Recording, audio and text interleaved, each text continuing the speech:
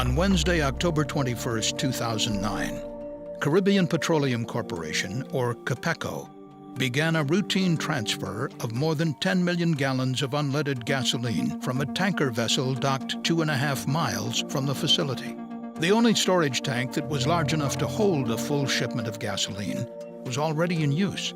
As a result, CAPECO planned to distribute the gasoline among 4 smaller storage tanks.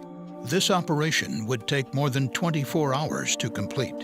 During transfer operations, one CAPECO operator was stationed at the dock, while another monitored valves controlling gasoline delivery at the terminal. By noon the next day, October 22nd, 2 of the tanks were filled with gasoline. The operators then diverted the gasoline into 2 other tanks, tanks 409 and 411. CAPECO used a simple mechanical device consisting of a float and automatic measuring tape to determine the liquid level inside the tanks. An electronic transmitter card sent the liquid level measurements to the control room, but the transmitter card on tank 409 was out of service, so operators were required to manually record the tank level readings once every hour.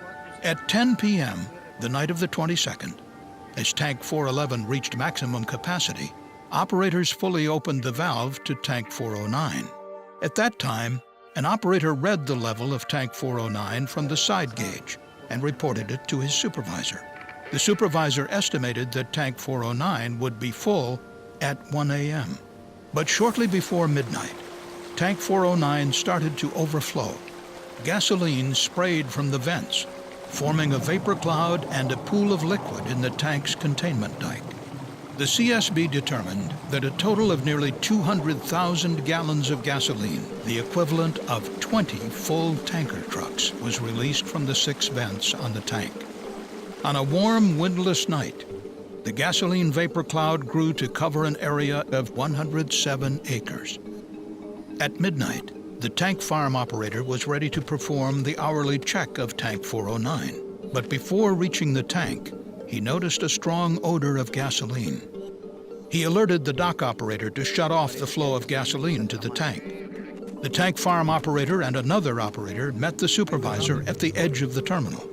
There they observed a white fog rising approximately 3 feet above the ground. The supervisor sent one operator to the security gate to stop anyone from entering the site. Then the supervisor and the tank farm operator drove to an elevated point away from the cloud to try to identify the source of the leak. Meanwhile, the pooled gasoline flowed through open valves in the containment dike toward the wastewater treatment area. There, the vapor reached electrical equipment, which ignited the cloud. A flash fire raced back toward the storage tanks. 7 seconds later, there was a massive explosion, registering 2.9 on the Richter scale. The time was 12:23, approximately 26 minutes after the overflow began. Soon, 17 of the facility's storage tanks were engulfed in flames.